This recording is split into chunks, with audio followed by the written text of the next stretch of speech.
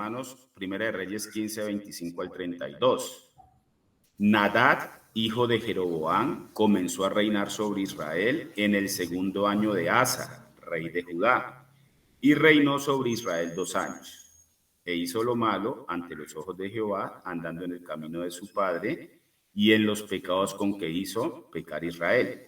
Y Baasa, hijo de Ahías, el cual era de la casa de Isaacar, conspiró contra él y lo hirió Baasa en Gibetón, que era de los filisteos. Venga,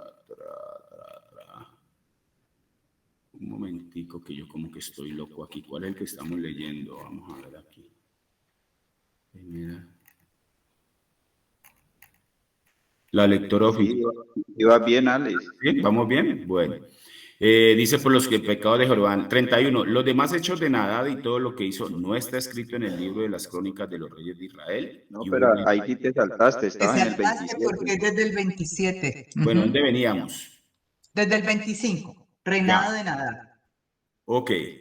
Nadab, hijo de Jeroboam, comenzó a reinar sobre Israel en el segundo año de Asa, rey de Judá. Mire, mis hermanos, que esta es la partecita que de pronto nos toca que establecer muy bien cuando nos vamos a Crónicas, porque pareciese que resucitaran muertos, porque finalizan cosas acá y luego nos vuelve a tocar reinados que ya habían pasado.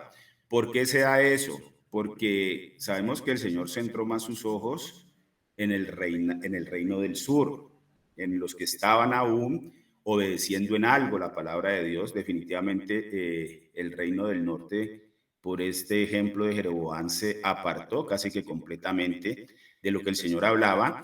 Entonces, vemos que en ocasiones se nos da todo el contexto en Reyes, pero cuando vamos a Crónicas, al profundizarlo vemos que hay cosas que no se dijeron allá. Y cuando volvemos acá resulta que ya finalizó el reinado, en el ejemplo, por lo menos en Asa, al rey Asa de Judá, le tocó lidiar con varios reyes del norte. El reinado de Asa, pues lo vimos, en eso fue que finalizamos con Martica antes de ya irse. También este hombre pues cometió unos errores al final, pero vemos cómo Asa le tocó lidiar con cerca de 3 reyes que reinaron en Israel. Entonces eso es lo que estamos finalizando, mis hermanos, para que sigamos acá. Entonces se hizo lo malo ante los ojos de Jehová, andando en el camino de su padre y en los pecados con que hizo pecar Israel. Y Baasa, hijo de Ahías, el cual era de la casa de Isaacar, conspiró contra él. Y le hirió Baasa en Gibetón, que era de los filisteos, porque Nadab y todo Israel tenían sitiado a Gibetón. Lo mató pues Baasa en el tercer año de Asa, rey de Judá, y reinó en lugar suyo. Y cuando él vino al reino, mató a toda la casa de Jeroboam, sin dejar alma viviente de los de Jeroboam, hasta raerla, conforme a la palabra que Jehová habló por su siervo Ahías Silonita, por los pecados que Jeroboam había cometido y con los cuales hizo pecar a Israel, y por su provocación con que provocó a enojo a Jehová, Dios de Israel.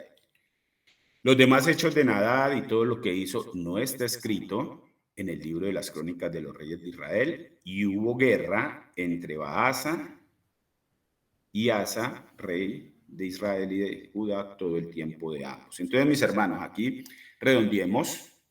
Estamos viendo cómo nos muestra la palabra de Dios que termina el reinado de Asa en Judá, sino que ahora más adelante cuando avancemos vamos a ver que va a volver a tomar a Asa en el reinado de los que siguen. Debemos ver la cronología entonces de todos los hechos que rodearon tanto al reino del norte como el del sur. Veíamos ahí que cuando Asa llevaba 2 años reinando en Judá, pues empieza a reinar en Israel o en Efraín el hijo de Jeroboam, que se llamaba Nadab. Y este pues reinó solamente 2 años ahí en Israel. Hubo una conspiración contra él por parte de Baasa. Mire que Baasa era de la tribu de Isaacar. Ese no era de la casa de Jeroboam. ¿Por qué? Pues porque sabemos que Jeroboam era de la tribu de Efraín. Entonces mire que ya el Señor nos va mostrando cómo en esa Israel, como en ese reino del norte, no se empiezan a respetar los linajes de los príncipes. ¿Por qué? Pues porque lo que sembró Jeroboam, lo sembrado por los padres, pues estaban recogiendo los hijos. Nadab, que era hijo de Jeroboam, reinó fuera de la ley de Jehová. Él hizo lo malo delante de Jehová, como su padre Jeroboam.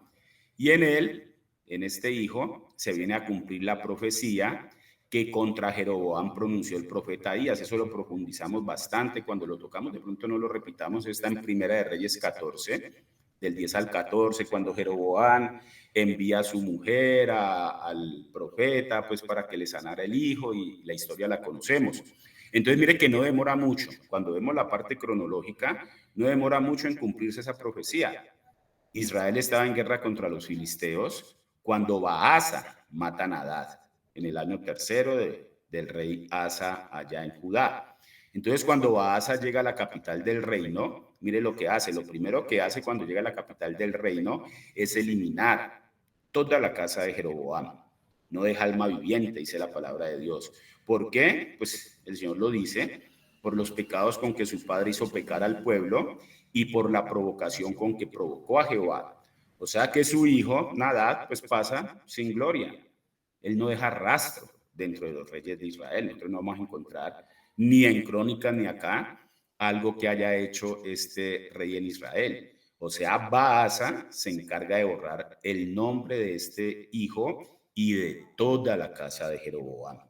Entonces mire que no hay un rey de Israel que recibiera tantos honores, pero que también cayera tan pronto, o sea, muy rápido. Si nosotros leímos las promesas que le da el profeta a Jeroboam, igualitas a la de David, o sea, una honra y te daré no sé qué y te sentaré no sé dónde más, o sea, recibe una cantidad de honores, pero cae demasiado pronto. Y lo más tenaz, cae muy profundo, cae demasiado profundo. Entonces, mire que lo único que podemos inferir pues de lo que sucedió con este hombre, con Jeroboam, es que Salomón, cuando estaba de rey, él le encomienda la casa de José a Jeroboam porque era un hombre valiente, era un hombre esforzado, era un hombre activo, pues para que supervisara todo lo que eran los impuestos. Ese era el cargo que le había dado Salomón a Jeroboam. Entonces mire que Jehová, cuando decide romper el reino de Salomón y dárselo a Jeroboam, pues eso lo representaba en 10 tribus que dejó a cargo de Jeroboam para que reinara y gobernara en el nombre de Jehová. Así fue que el Señor le dio la profecía a Jeroboam. Entonces sabemos que Salomón se entera de esa profecía que había dado el profeta a Jeroboam y procura matar a Jeroboam. Salomón emprende una persecución contra este hombre para acabarlo. Entonces Jeroboam huye a Egipto y allá lo protege el gobernador, el faraón de Egipto, que era Sisac. Era el rey de Egipto hasta la muerte de Salomón, dice la palabra de Dios. Entonces Jeroboam, al volver a Israel, pues el pueblo sabía de esa idoneidad que tenía Jeroboam al haber ministrado esa casa de José, al haber manejado impuestos, que era un hombre valiente. Entonces lo comisionan. El pueblo comisiona a Jeroboam para que hable con Roboam, para que suavizara las cargas pues, de los impuestos que Salomón había puesto al pueblo, los había agravado mucho de impuestos. Y nosotros sabemos, pues, porque lo leímos, que ese incidente fue mal resuelto, el incidente entre Roboam y Jeroboam es mal resuelto, y el pueblo decide coronar a Jeroboam, rey de Israel, sobre las 10 tribus del norte. Y Roboam sigue como rey de Judá y de Benjamín en el sur, o sea, en Jerusalén. Entonces, de las 10 tribus, sabemos que la capital fue Samaria. Entonces, todos los acontecimientos, la mayoría, que se desarrollan en ese reino del norte, pues la capital era Samaria. Y también ya indagamos y vemos todo lo que hizo Jeroboam en Samaria, equiparando lo que sucedía en Jerusalén. Sabemos que detrás de todos esos hilos, de esas historias, estaba la mano del Señor moviéndolos. No era casualidad ni era circunstancial. Dios había hablado y las cosas tenían que cumplirse. Ya el Señor había establecido al mismo Salomón lo que iba a suceder. Por haber terminado su vida como la terminó, el reino se iba a dividir. Entonces Jeroboam tiene las mismas bendiciones de David. Cuando nosotros vemos la profecía, valga la redundancia del profeta, vemos las mismas bendiciones que el Señor le dio a David, si seguía sus instrucciones. Dios le iba a edificar una casa firme, le dice a Jeroboam, si atendía a su voz. Pero nos dimos cuenta, pues, en el desarrollo de los acontecimientos, que Jeroboam era más político que creyente. Definitivamente, muy parecido de pronto a muchos de nosotros. Somos de pronto más interesados, me vuelvo y le digo que me llamó mucho y hay que seguir profundizando en esa primera de Jod, porque es lo que el diablo le dice al Señor, ¿no? Le dice que él recorre la tierra y está viendo a Job cuando el Señor le dice que no había contemplado a su siervo, y es tenaz lo que Satanás le dice al Señor, y eso nos lo está diciendo a nosotros. La respuesta que le da Satanás al Señor, ¿cuál es?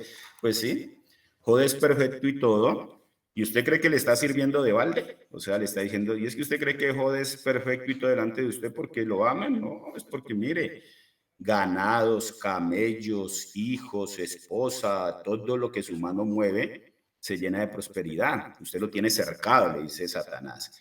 Entonces, vemos que aquí el Señor también trata de cercar la vida de Jeroboam como se la planeó a David. Entonces, simplemente el corazón de Jeroboam era un corazón más político, interesado que creyente. No dejó que Israel subiera a Jerusalén a las fiestas por temor a que el pueblo se volviera otra vez con Roboam. Jehová le habló, pero él no escuchó. Impone más bien su estrategia. Él impone la estrategia de crear en Samaria un culto y adoración contrario a lo establecido por Jehová en su ley. Entonces, muy parecido a las decisiones de Adán, de Caín y hasta de nosotros mismos. Mire que nosotros, antes de conocer al Señor y aún conociéndolo, imponemos muchas de nuestras estrategias, imponemos mucho de nuestros cultos, y eso hizo Adán y eso hizo Caín. Entonces, vean que Jeroboam hace 2 becerros y le dice al pueblo, aquí están tus dioses, oh Israel, que te hicieron subir de la tierra de Egipto. Dice la palabra de Dios que él coloca un becerro de esos en Betel y el otro en la ciudad de Dan. O sea, hace pecar al pueblo. Facilitó tanto el culto, facilitó tanto los sacrificios, que el pueblo pues aceptó esos cultos raros, pero cercanos. Ellos dijeron, pues sí, para pegarnos esas caminadas 3 veces al año hasta Jerusalén, lo que el rey está proponiendo es completamente lícito. Estamos cerquita, no debemos ir aquí, todo es fácil de cumplir esa necesidad de agradar a Dios sin viajar 3 veces al año a Jerusalén. O sea, Jerusalén era el lugar que el mismo Dios había escogido para ser adorado. Entonces vemos cómo este hombre llega a ser ejemplo, ¿no?, de lo que no debemos ser. Jeroboam no fue fiel, ni tenía seguridad en quién lo había coronado como rey. Pese a que el profeta le habló, este hombre no creyó. Ahora decía Maite algo importantísimo, la fe. También la palabra de Dios nos ha hablado que la fe es antes de la obediencia. Jeroboam no fue fiel a la palabra del Señor, él no tenía seguridad en el que lo había llevado a ser rey. Se basó más bien en su propia justicia y en su forma personal de consolidar su reino, muy parecido a nosotros, que concebimos a Dios de acuerdo a nuestra conveniencia y a la forma de verlo.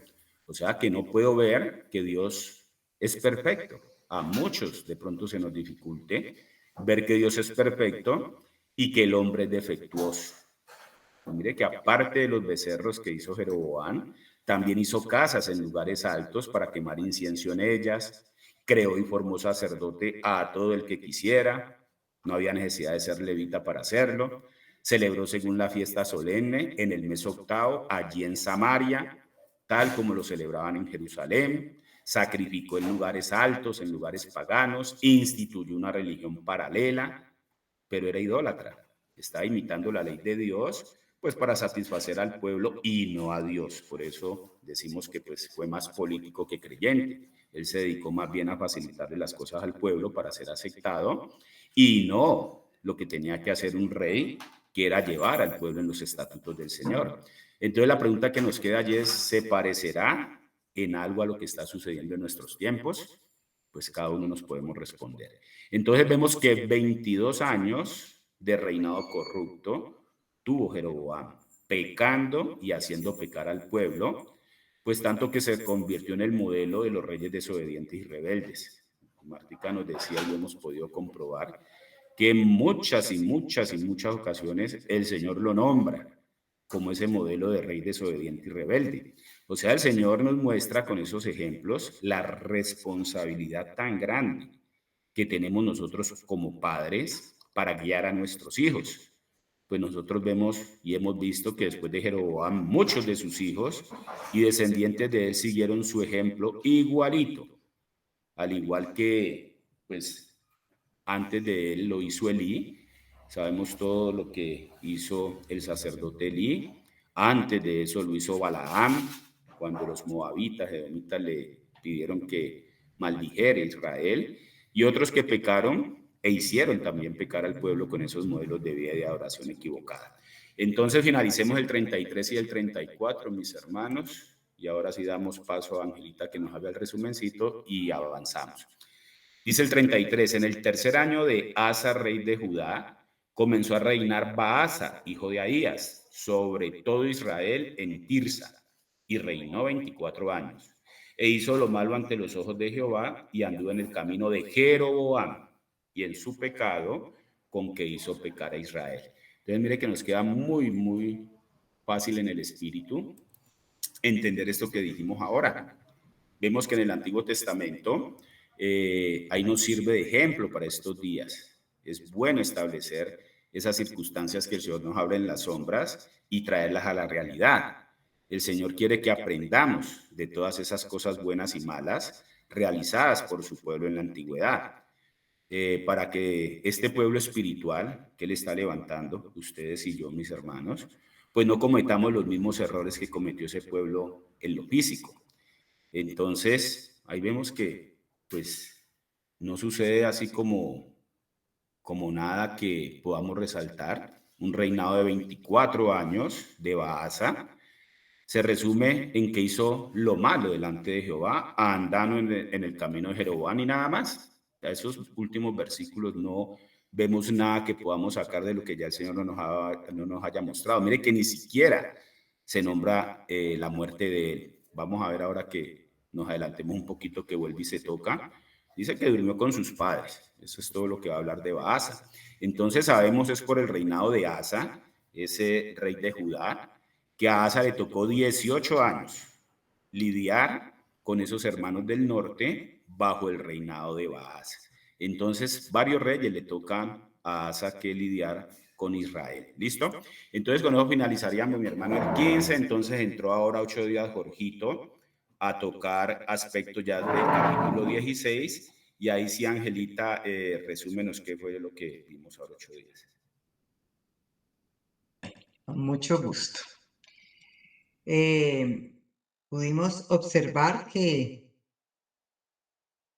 a ver, en Primera de Corintios 10:1, Dios, que son amonestaciones contra la idolatría, Dios toma nota de lo bueno y de lo malo. Todos tomaron de la comida y la bebida espiritual, pero muchos de ellos quedaron en el desierto. ¿Qué más dice aquí? Que comenzó pues a reinar sobre Israel en el segundo año, Nadab, hijo de Jeroboam, comenzó a reinar sobre Israel en el segundo año de Asa, rey de Judá, y reinó por 2 años haciendo lo malo como su padre. Luego nos habla la palabra que llamó la atención Jorge en lo siguiente, que todos salieron de Egipto, estuvieron bajo la nube y pasaron por el mar. Y todos en Moisés fueron bautizados en la nube y en el mar, comieron del mismo alimento espiritual y bebieron de la misma bebida espiritual. Pero de los más de ellos no se agradó Dios. ¿Por qué?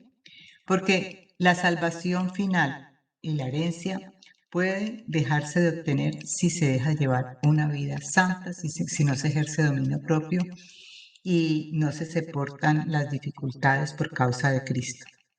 Entonces podemos dejar de agradar a Dios después de experimentar a Cristo, y también pues podemos, y eso también le sucedió a Israel, porque por elección se nace, pero también por comportamiento se destituye. De nada nos valen los dones si no les somos fieles.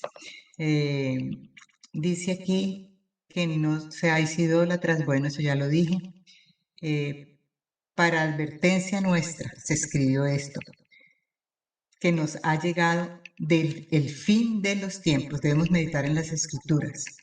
Los de Berea eran entendidos en los tiempos, por eso debemos imitarlos. El reinado de Baasa persistió en,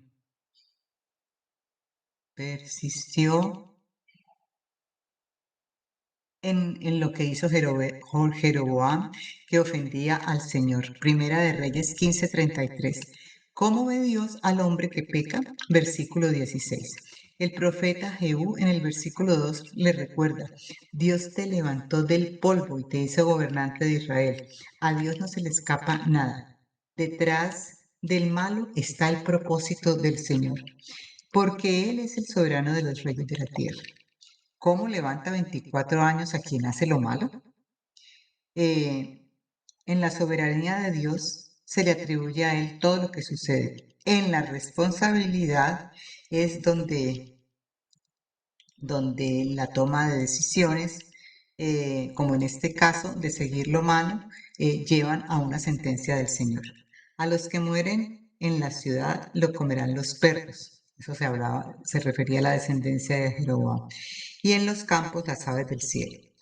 Entonces, luego él se detiene allí, Jorge, y nos habla algo relacionado con el rol del profeta y la profecía. Entonces, él dice que la palabra profeta está asociada con dos términos, el de anunciar y el de denunciar. ¿Qué se anuncia? Lo que Dios tiene para el pueblo. ¿Y qué se denuncia? El mal ejemplo, por ejemplo, como el de Jeroboam, que hizo que el pueblo pecara. Y como lo hizo pecar, pues vemos la sanción que recibe la nación. Los profetas no eran queridos. La primera escuela profética en Samuel estaba por establecerse. Recordemos que es allí cuando se inicia la actividad del profeta. Pues querían un rey humano y menospreciaron el gobierno de Dios por medio de los jueces. Por medio de los jueces, un rey puede castigar al corrupto. Ellos someterían a sus hijos, pero hicieron lo malo conforme a su voluntad. Por eso Dios levantó a los profetas. Eran la voz de los que clamaban en medio de la desolación. Eran sabios, directos, solitarios y expuestos al vituperio. Oseas, por ejemplo, se casa con una prostituta. Isaías anduvo desnudo. Ezequiel cocinó sus alimentos con excrementos. Jeremías lloraba por determinadas condiciones. Ellos denunciaban el secuestro, la extorsión, la iniquidad, la crueldad, el despojo. Eran temerosos de Dios, pero temerarios con los hombres. Sus decretos producirían sus propias muertes.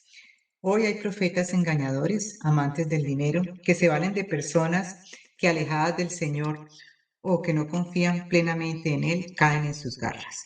Dios está interesado es que su palabra se cumpla.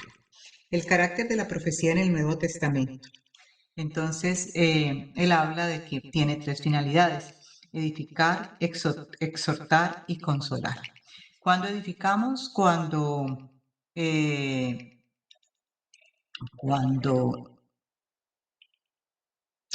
el presente llamamos la atención por alguna cosa que está sucediendo y eso tiene como propósito pues cambiar la manera de ser. Cuando exhortamos, la exhortación tiene como fin la restauración. Exhortar es regañar, amonestar, señalar y denunciar fallos. Se relaciona con el futuro,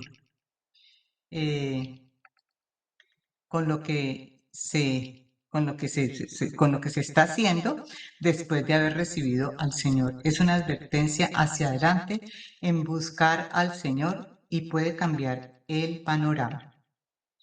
Y la consolación es para el presente y es cuando se le dice a una persona que se le señala pues su pecado que viene de atrás. Al predicar el Evangelio, edifico, exhorto y consuelo. Mejor es la reprensión manifiesta que amor oculto, dice la palabra. Que Dios nos dirija en la manera adecuada. Y yo apunté por aquí algo que leí esta mañana que quiero leerlo. A propósito de la profecía. Realiza grandes cosas para llevar al pueblo. Eso hace la profecía. Por ejemplo, con Moisés, la voluntad de Dios era que Moisés sacara al pueblo de Egipto. Segundo, también para conquistar, enunciando la omnipotencia y recordando el pacto para defender la fe. Entonces, también puede traer, eso tiene como consecuencia, si no se cumple, un castigo o una sanción para el desobediente. Y la tercera es que anuncia la venida del Mesías. Entonces allí pues vemos todas estas cosas, no solamente en el libro de Daniel, sino en el libro de Apocalipsis y de muchos profetas que también tuvieron esa revelación en su momento de lo que vendría después. Eso es lo que tengo como resumen, como resumen, hermanos.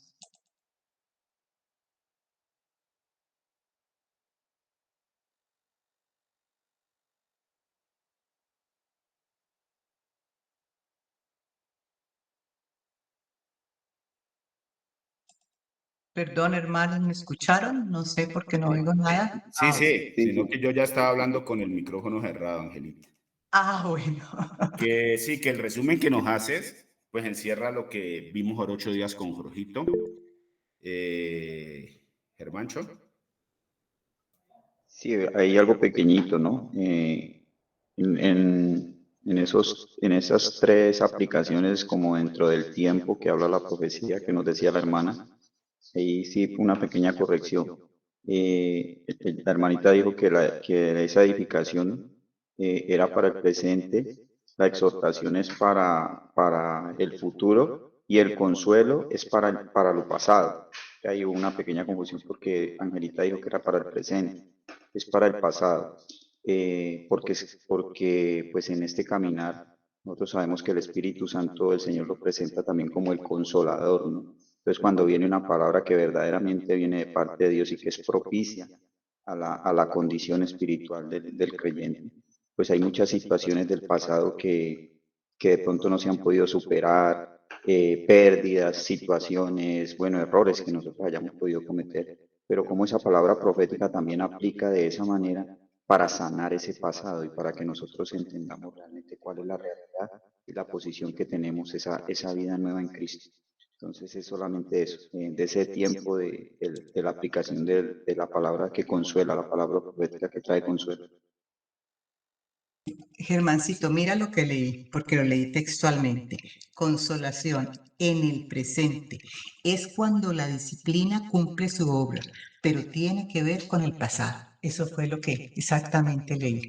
Claro, ya cumplió la disciplina su obra y entonces, ¿para qué es? Para algo pasado, por ejemplo, algo que me dañó, que me tenía allí mortificado y ya no más. Entonces, por eso tiene que ver con el pasado. Es como si ya el pasado lo tomamos como debe ser.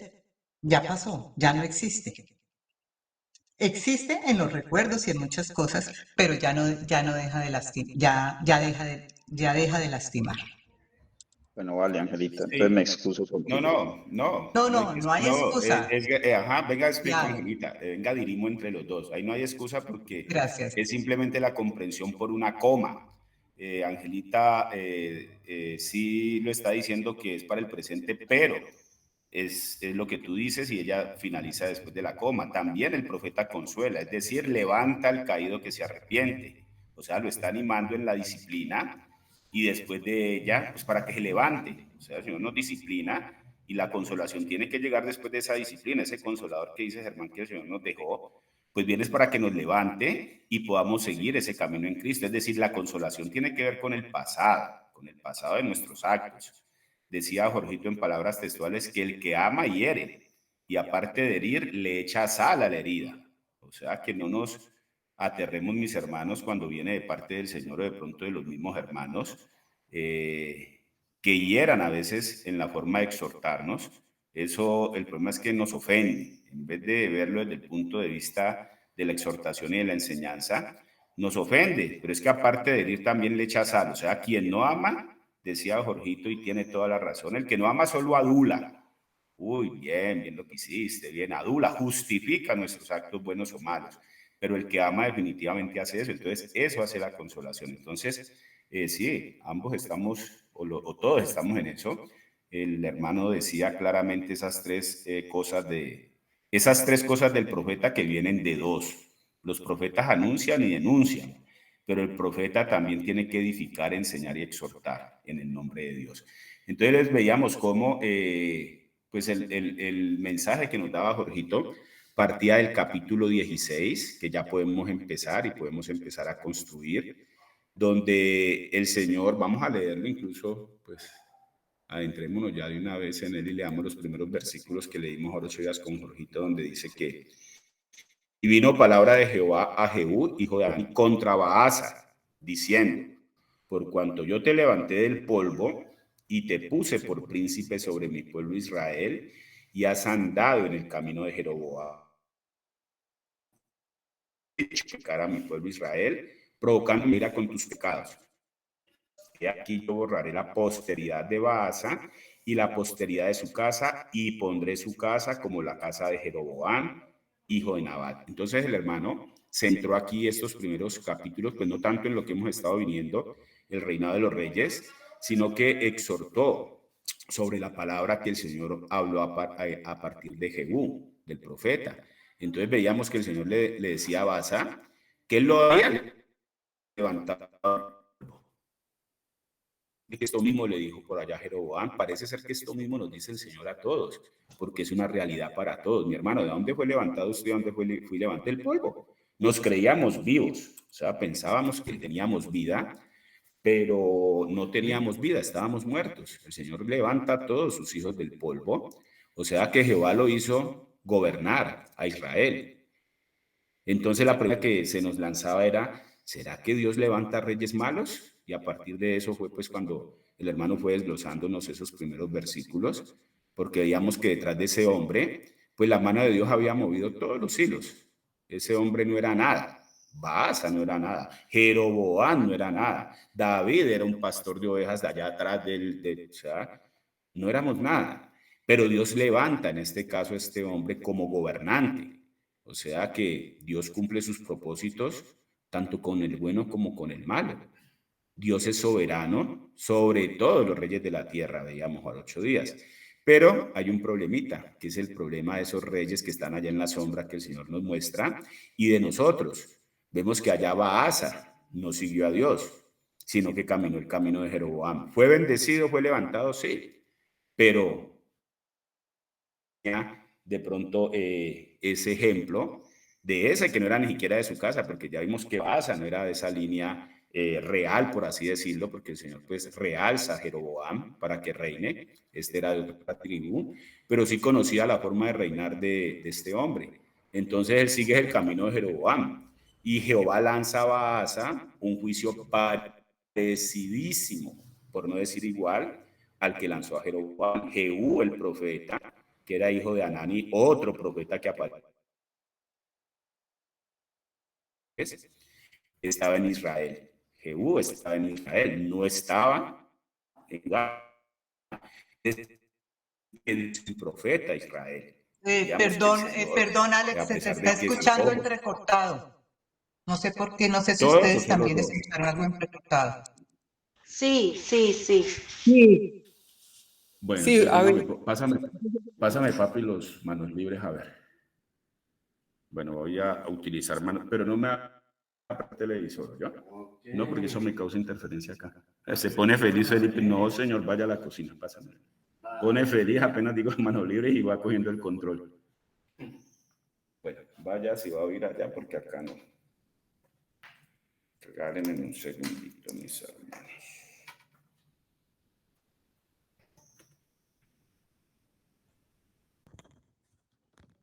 A ver, ¿mejoró, empeoró o siguió igual? Mejoró. Vale. Bueno, entonces veíamos que el Señor le siguió proveyendo de profeta al reino del norte, ¿no? Los dejó sin profeta que anunciara. O sea, Alex, ¿por qué no empiezas de que nos quedó todo como muy intermitente, que ni Baasa, ni Jeroboam, ni David eran nadie, pero Dios los levantó? Correcto, sí. Ajá. O sea, Vlad, hablábamos acerca de eso, ¿no? Que tenemos algo en común con estos reyes antiguos. El Señor nos levantó del polvo. Nosotros creíamos que la vida que vivíamos era vida y el Señor nos dice, no, usted estaba tan muerto como están todos los que no me conocen. Entonces el Señor los levanta a ellos, nos levantó a nosotros, pero hace gobernante a Baasa, hizo gobernante a Jeroboam. Entonces la pregunta que lanzaba el hermano era si Dios levantaba reyes malos. Entonces lo que podíamos ver era que detrás de todos esos acontecimientos, los hilos los estaba moviendo el Señor. Ese hombre no era nada, el Señor lo levanta del polvo como gobernante, pues porque el Señor va a cumplir sus propósitos con el bueno y con el mal. Él es soberano sobre todos los reyes de la tierra, eso nos da tranquilidad en estos tiempos, que pues vemos que los gobiernos no son como nos gustaría que fueran, pero atrás de todas esas cosas está el Señor. Baasa no siguió al Señor. Veíamos ahora que Jeroboam había sido más político que creyente. Y aquí vemos que Baasa, bien, aquí me adelanto un poquito. ¿Por qué Baasa, los hilos de Baasa los estaba moviendo el Señor? Porque vamos a ver que este hombre va a cumplir algo profético. Baasa fue levantado, tenía que cumplir los designios de Dios. Entonces, este hombre no sigue el camino que el Señor le estaba trazando, sino que se basó más en los hechos de Jeroboam, en lo que Jeroboam había hecho. Entonces, el Señor le lanza a Baasa un juicio igualito al que le lanzó a Jeroboam. A través del profeta Jehú, ahí vamos, nosotros vemos que Jehú estaba en Israel. O sea, el Señor no dejó a los Volvió la interrupción, Alexito. ¿verdad? Entonces apenas tocó a Jehú. Bueno, Pásatelo por alto. ese profeta estaba profetizando en Israel, dándonos a entender el Señor que él no dejó a esas 10 tribus de profeta. Sabemos que sus ojos estaban más puestos en el sur, pero el Señor allá también estaba hablando. El profeta o la palabra del profeta, ahí fue donde Jorgito dijo que era para anunciar y denunciar. Y Jehú anunció a Baasa el juicio del Señor. Entonces vemos que Baasa no solo pecó, Jeroboam tampoco no solo pecó, sino que hicieron pecar a Israel. Por eso finalizábamos, mis hermanos, ahora el Señor pues colocando como esa necesidad grande de la educación. Lo que nosotros estamos haciendo en este tiempo es de una responsabilidad muy grande. Angelita con sus sobrinas, los que tenemos hijos con... Bueno, esto, mis hermanos, es en las sombras lo que el Señor nos está mostrando. Cómo no solamente pecamos nosotros, sino que estamos trazando un camino de pecado también para los que están a cargo de nosotros. Pues aquí los que somos educadores, qué responsabilidad bien grande tenemos cuando nosotros nos están mirando los estudiantes en todo, en la cafetería, en la sala de profesores, lo que hablamos, lo que sale, no solo dentro, sino todo. Así son nuestros hijos y así son todos aquellos que están pendientes de nuestras cosas. Entonces, ahí habíamos llegado hasta el 6, mis hermanos, pero yo quería, Janet, te escuchamos.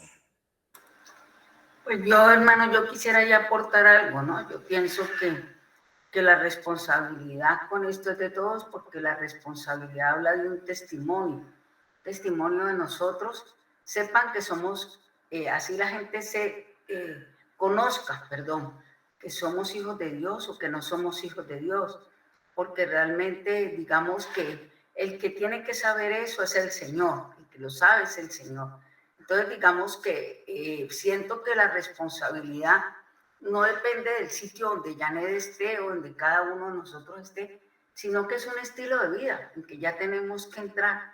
Lo digo porque en estos días, voy a decirlo, el Señor me soltó. Miren, yo estaba haciendo una fila en la terminal, estaba lloviendo y realmente se me metieron 3 personas más altas que yo y se montaron en el taxi que me estaba parando a mí, se me montaron en el taxi y literalmente fue así porque el taxista no me ve y yo terminé molestándome, yo terminé incomodándome por eso y cuando ya venía en el taxi pues con todo el agua encima y llegué aquí a mi casa y me estaba quitando la ropa, el Señor me soltó a mí por haberme disgustado por eso, no fui grosera, tal cosa, pero hubo disgusto en mi corazón.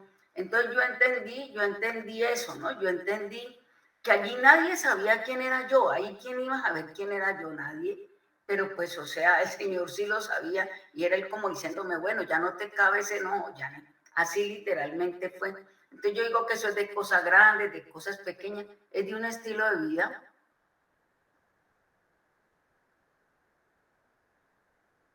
Bueno, así es. Entonces, mis hermanos, yo estoy en deuda porque pues hay algo que el Señor nos regaló ahora a tiempo y fue una conferencia que dio un hombre sobre educación y al ver todo esto que viene aconteciendo en estos últimos reinados de Israel, sabemos que Jeroboam tuvo hijos, todos estos hombres tuvieron hijos y estamos viendo lo que sucedía después de la muerte de estos reyes y la sucesión de los príncipes.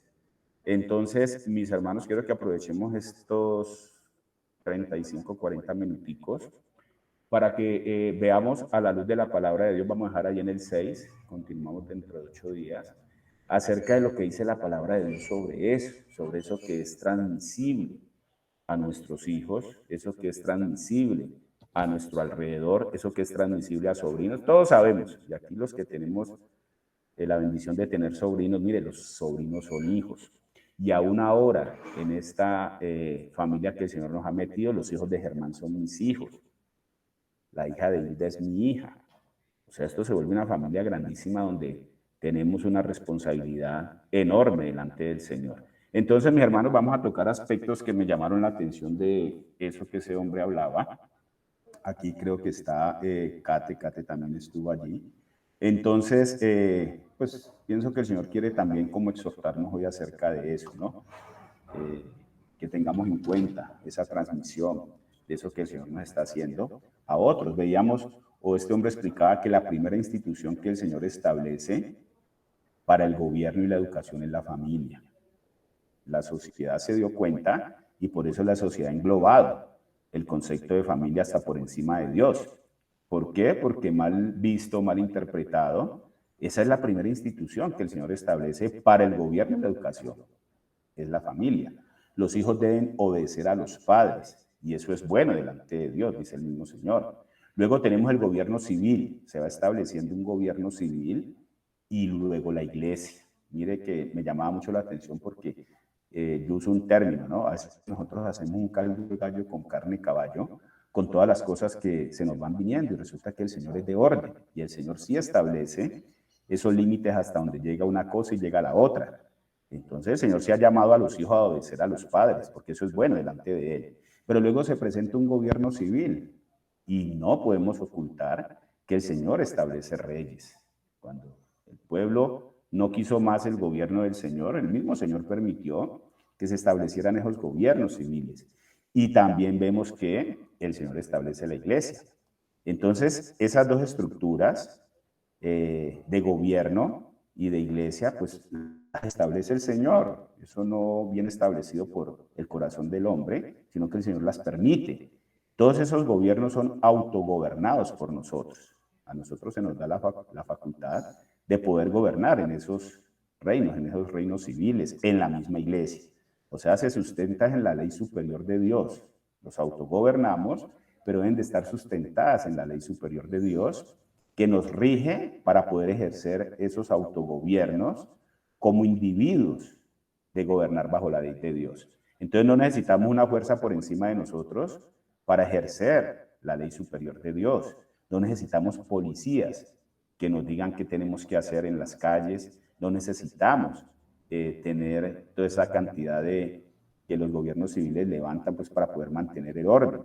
Es en el dominio propio que se pueden ejercer esos gobiernos por lo establecido en el Señor. O sea que el autogobierno lo ejercen los hijos de Dios sujetos a la ley superior que establece Dios.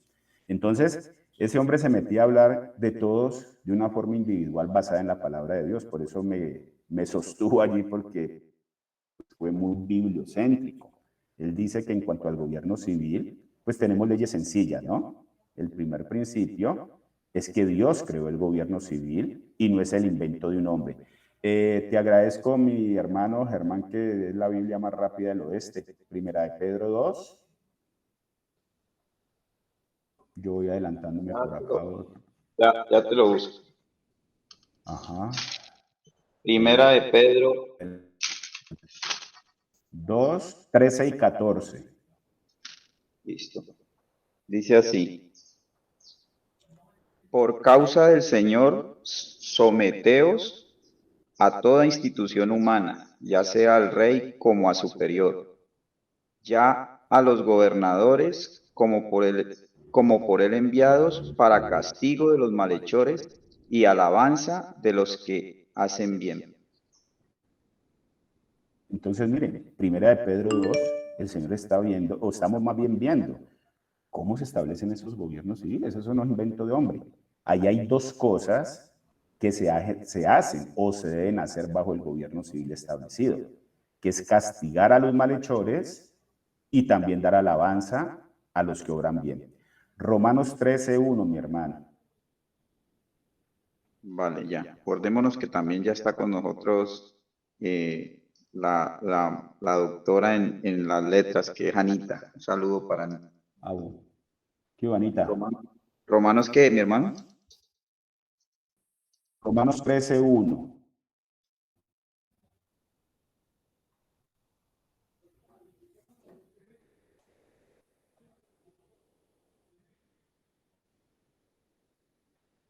¿Aló? ¿Me fui? Sométase, No, sométase. ya está.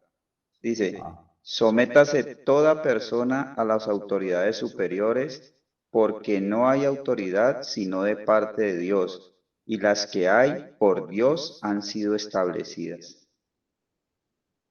Y ahí mismo, Germancito, del 4 al 6. Porque es servidor de Dios, porque es servidor de Dios para tu bien. Pero si haces lo malo, teme, porque no en vano lleva la espada, pues es servidor de Dios, vengador para castigar al que hace lo malo. Por lo cual es necesario estarles sujetos no solamente por razón del castigo, sino también por causa de la conciencia. Pues por esto pagáis también los tributos, porque son servidores de Dios que atienden continuamente a esto mismo. Entonces, mis hermanos, miren que todo esto que estamos viendo, primera de Pedro, Romanos, téngalo por seguro que Pedro, que Pablo, que Juan, en todas estas cosas que nos exhortan, pues ellos lo tenían del Antiguo Testamento, de su comunión con Jesús, de la comunión con el Espíritu Santo y también de las líneas trazadas en el Antiguo Testamento por estos gobiernos, algunos buenos, algunos malos. Entonces no queda duda, mis hermanos, que el gobierno lo crea Dios. Con estos dos pasajes que hemos visto, y como veíamos que establecía en la antigüedad Dios sus gobiernos, el gobierno lo crea Dios. Si el gobierno es malo, en el día de hoy y el día de ayer, es por el hombre, que el hombre se aparta de esas instrucciones de Dios y establece un gobierno civil que no viene de él. Eso sucedió en el pasado y vemos que está sucediendo hoy. O sea, cuando el gobierno deja de cumplir con lo que debe hacer, pues la nación se vuelve disfuncional. ¿Y qué tiene que venir después de eso, mis hermanos? Juicio. Viene el juicio de Dios. Ahí lo estábamos viendo como en estos gobiernos malos de Israel, no solo pecaba el rey y su séquito, sino que hacían pecar al pueblo. En estos gobiernos modernos, pues la cosa no ha cambiado. Y el Señor los establece, pero no traen el cumplimiento de lo que el Señor desea. Y pues acá mucho menos porque no lo conocen. Mire que allá el Señor le hablaba a estos hombres a través de los profetas. Acá sabemos que también el Señor rodea. Nosotros vemos cuando están en elecciones y hasta después de ellas, que algunos han ido hasta el Vaticano y algunos se rodean pues de las cosas que dicen que son de Dios y hasta hacen sus conjuros, ¿no? Porque tenemos muchos de que buscan orientación en esas fuerzas superiores. Algunos puede ser que reciban el consejo real de Dios, pero mire que cuando se montan ya a gobernar, no tienen en cuenta absolutamente nada. Eso sucedió en el pasado y lo estamos viendo ahora, pero lo que sí el Señor quiere que nos quede claro es que el gobierno viene de Él. Entonces en el gobierno de la iglesia, pues está sucediendo algo parecido. Germancito, Efesios 4, 11 y 12. En el gobierno de la iglesia, mis hermanos, que también es un gobierno que el Señor establece, vamos a ver que no hemos sido ajenos a esos gobiernos civiles. Efesios 4, 11 y 12. Sí. Listo. Dice así, y él mismo constituyó a unos apóstoles, a otros profetas, a otros evangelistas, a otros pastores y maestros, a fin de perfeccionar a los santos para la obra del ministerio, para la edificación del cuerpo de Cristo. Entonces, mire que aquí nos muestra el Señor un paralelo. El Señor habló a esos gobernantes, el Señor habla a los gobernantes.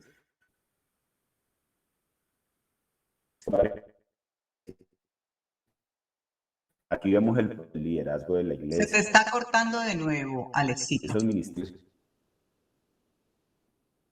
Sí, va a ser es como una... Aunque me dice que la señal está buena. Bueno, me están diciendo para darle bolas a eso. Digamos que allí en Efesios se muestra el propósito del liderazgo de la iglesia. Los ministerios que el Señor instituye para instruir, provocar y para el discípulo para la obra, muy diferente a lo que se hace hoy. Pues hoy son ¿qué? Hoy son corporaciones cuyo gobierno va más a las rentas económicas y esto es generalizado. Este hombre pues era un americano que ha recorrido parte del mundo Está muy complejo, Alex, la comunicación. y conoce esas instituciones de las cuales el Señor mandó allí en Efesios. Le doy la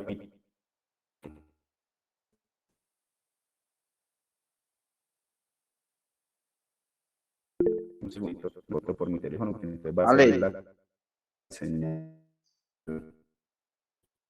¿por qué no cambias a los datos? ¿Estás en el computador? ¿No sería mejor de pronto con los datos ensayar o algo en el celular? Eso, sí, por eso. Sí, hermano, eso es lo que estoy haciendo. Voy a...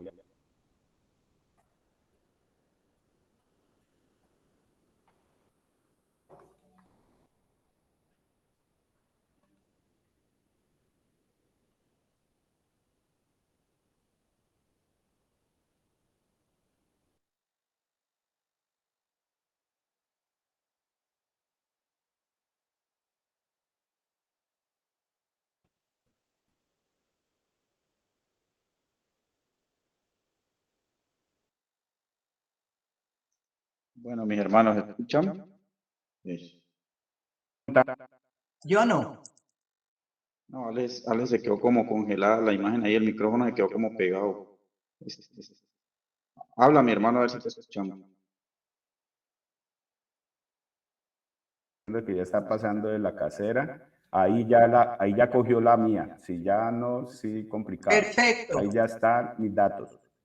Bueno, exacto, ya dejó la casera y entró a mis datos. Bueno, entonces veíamos que en el gobierno de la iglesia está sucediendo algo parecido a los gobiernos civiles. Entonces leímos lo que Efesios nos dice y fue el propósito del Señor para el liderazgo de su cuerpo, el liderazgo de su iglesia. El Señor constituye esos ministerios para instruir, provocar y equipar al discípulo para la obra.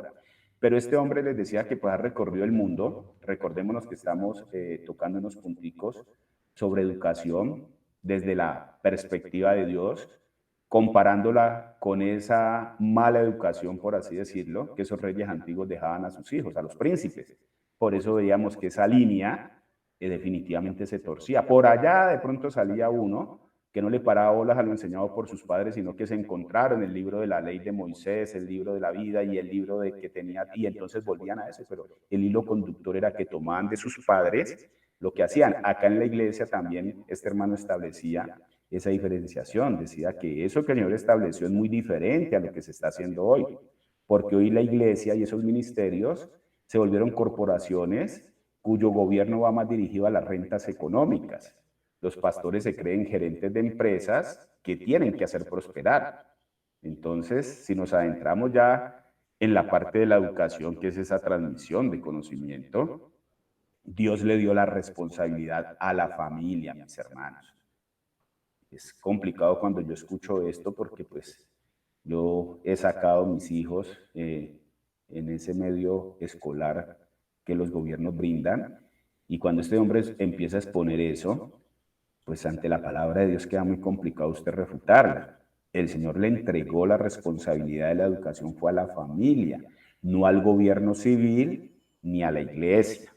Entonces la sociedad está disfuncional porque la educación se ha delegado a otros gobiernos. La educación de nuestros hijos está en manos del gobierno civil, está en manos aún de la iglesia. Muchos pensamos que por tener hijos en colegios cristianos, pues estamos cumpliendo lo que el Señor manda. Y el Señor dice, no, qué pena me da, yo le delegué esa responsabilidad, fue a la familia. O sea que esa función Dios la delega únicamente al vínculo familiar. Entonces yo decía, no, usted tiene que estar como Chiblis. Pero él siguió en su conferencia y luego va a empezar a citar desde la palabra de Dios, así mismo como cita en el gobierno civil y en el gobierno de la iglesia, porque la familia es ese centro de educación de nuestros hijos. Entonces, así como la familia o la iglesia no pueden establecer justicia a los delincuentes, mire que él va a estar, creo que aquí ya nos está quedando claro esos tres tipos de gobiernos que el Señor ha establecido, el gobierno civil, el gobierno en la iglesia, y aquí también va a haber un gobierno para la familia. Entonces, la familia como tal, esa función que le da la familia o que tiene la iglesia, nosotros no podemos establecer justicia a los delincuentes. ¿Por qué? Pues porque es una función del gobierno civil. De la misma manera, el gobierno civil o la iglesia, pues no están preparados para la educación de los hijos, así como no se puede meter en el círculo de los gobiernos otro gobierno, pues tampoco el gobierno civil ni el gobierno de la iglesia puede meterse en la educación de los hijos. Entonces, se surgió una pregunta, ¿a quién le dio Dios la jurisdicción de la educación? ¿Acaso Dios dijo que enviáramos nuestros hijos al gobierno civil o a la iglesia para que los educaran? Entonces, en este sentido, pues, es ser bibliocéntricos, mis hermanos. Podría sonar, de pronto, hablando nosotros con personas afuera o aún entre nosotros mismos, que pues el Señor a veces no coloca cosas muy explícitas en su palabra y que nosotros podemos inferir mucho como inferimos en lo espiritual. Eso es cierto. Pero en estos casos tan delicados, porque esa trascendencia de conocimiento, en este caso sabemos de qué conocimiento se está relacionando el Señor, que es el conocimiento de sus cosas, no se le puede delegar a otra institución más que a la familia. Entonces Dios no envía o no nos dice que enviemos nuestros hijos a ser educados ni por el gobierno civil ni la iglesia. Nosotros somos cristianos disfuncionales. Por estar haciendo esto, somos cristianos disfuncionales, pues pensamos que todo gira en torno a nuestra salvación personal y no consideramos que Dios también dirige las otras esferas distintas a la salvación. En cuanto a la salvación, si la palabra de Dios no escatima verbos, sustantivos, ni su palabra para mostrarlo. Pero hay otras esferas que nos rodean donde el Señor también está hablando, pero a esas nos hacemos sordos y mudos y no queremos entender. O sea, no hay una cosmovisión del Señor y de la forma como su palabra se aplica a todas las áreas de nuestra vida para darle forma en todo. O sea, el Señor, sabemos que su palabra dice que es eficaz, que su palabra sirve para rearguir, enseñar, etc. Entonces, la palabra de Dios también sirve para la economía. La ley de la palabra sirve para las leyes, sirve para el gobierno, sirve para el entretenimiento, sirve para la educación. O sea que no hay ninguna área que Dios no llegue para darle forma. El Señor tiene que darle forma a la economía. Pues eso sabemos los que estamos viviendo, dependiendo del Señor, nuestra economía familiar, nos ha tocado que colocarla en torno a lo que el Señor dice y no como pensábamos que giraba. Las leyes, el gobierno y la educación pues no escapan. ¿Por qué? Porque no hay una sola área de nuestra vida a la que el Señor no llegue para darle forma. Entonces la educación también debe estar regida por Él. En el Nuevo Testamento, pues encontramos todo lo que se relaciona con la iglesia. Y allí no hay un solo pasaje donde Jesús nombre a la iglesia como responsable de la educación de nuestros hijos, mis hermanos. Esto pues raya también a veces con tantas cosas que nosotros mismos hemos diseñado en el mismo amor que tenemos al Señor, pero a veces la embarramos por querer meter la mano como Sara y Abraham en las cosas que el Señor ha establecido, por quererlas mejorar. A veces nos estamos estancando o yendo en contra de lo que el Señor dice. El Señor no está hablando de que los hijos sean separados, que los niños sean separados de los adultos para ser instruidos. Nosotros vemos que en el Antiguo Testamento tampoco habían esas divisiones. O sea, todo lo que la iglesia debe hacer pues está en el Nuevo Testamento. El Nuevo Testamento, establecido pues, por la llegada del Señor hacia acá, pues nos muestra todo de forma clara de lo que se debe hacer. Allí está todo lo que se debe hacer. Jesús lo dejó plasmado, pues para que nosotros lo sigamos. Entonces no existen grados de educación o niveles. Cuando este señor tocaba eso, decía, pero este loco, ¿de qué está hablando? Si hay diferencia entre transición y quinto, hay diferencia entre cuarto y octavo, hay diferencia en la... Él decía que no, que en la educación no existen niveles o grados. La educación básica es integral.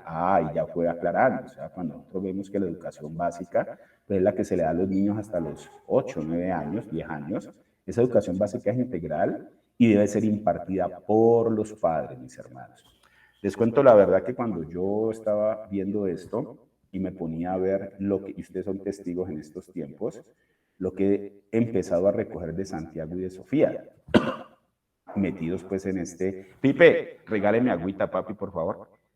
Lo que he empezado a recoger de estos jóvenes y es complicado porque hay oposición, mis hermanos, hay oposición, ellos llevan viviendo y son testigos de que el tener una familia como la tenemos ahora de 4, pues éramos 5, esto ha sido del Señor. Nosotros podríamos estar desintegrados, unos por un lado, otro por el otro, pero el Señor en su misericordia nos ha permitido establecernos como una familia disfuncional, con todos los nombres que la psicología o las personas puedan darle, pues el Señor ha permitido esto que podemos estar juntos los 4.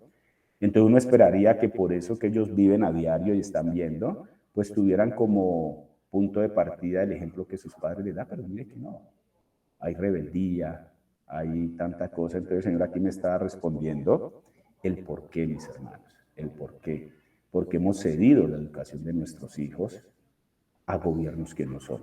El gobierno civil establece esos grados de educación, no lo establece la familia, es el gobierno civil el que está estableciendo grados de educación, que incluso se introducen en la iglesia y en las escuelas bíblicas. Nosotros vemos los que, pues, la mayoría que estuvimos en iglesias denominacionales, pues allá había niveles, los niños de tanto a tanto, los niños de tanto a tanto, y de pronto también nosotros estemos tentados por hacer ese tipo de divisiones.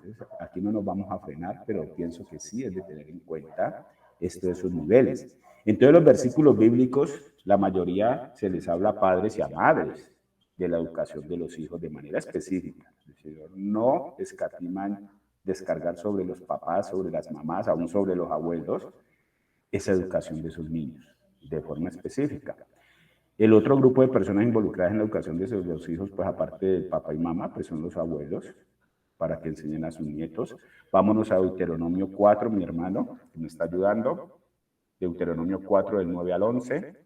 Ya lo busco.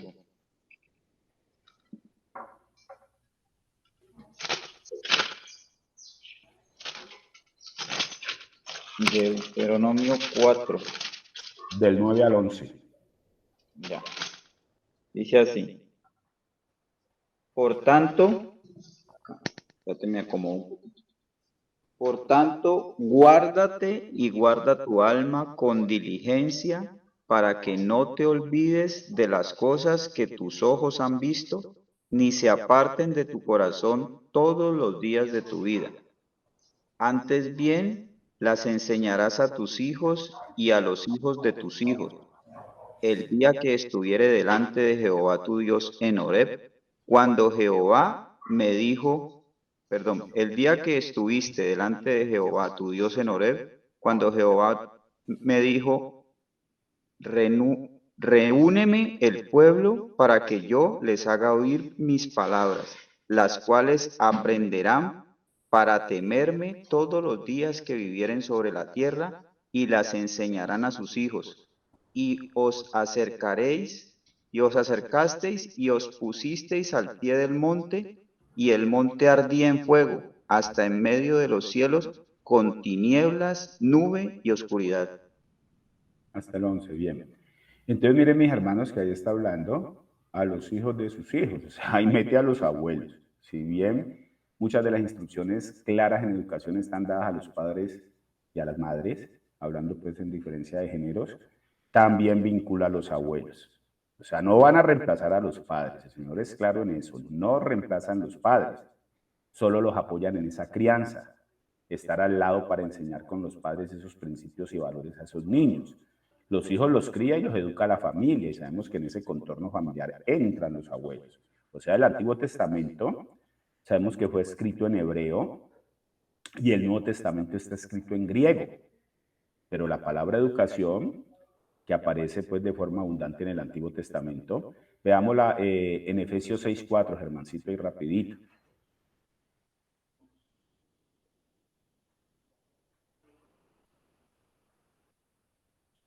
Efesios 6:4, dice así: y vosotros, padres, no provoquéis a ira a vuestros hijos, sino criadlos en disciplina y amonestación del Señor.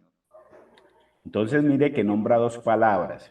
Ya estamos viendo a quién va dirigido, ¿no? Esa parte de instruir. Dice con disciplina y amonestación.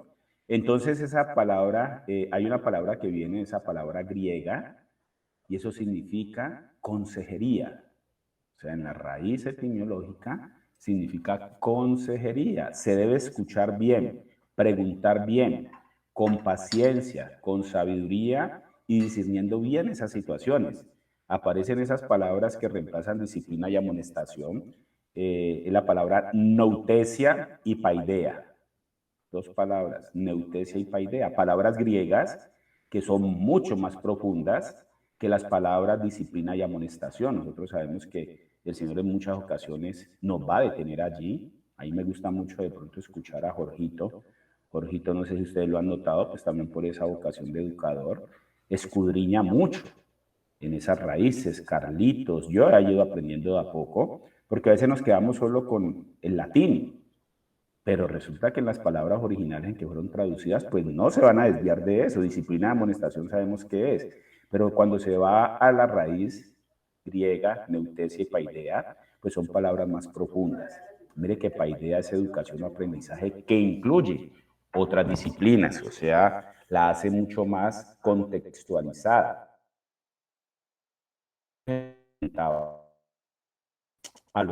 Pues a la filosofía.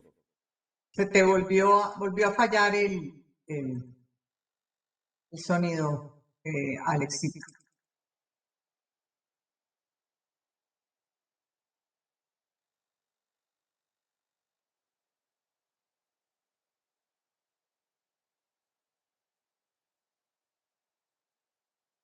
No te escucha nada, Alex. No sé Sí, si nos... sí, porque se me volvió. Lo que pasa es que cuando coge fuerza, la local me saca de los datos. O sea, ahí van a estar peleando. Ahí está clarito.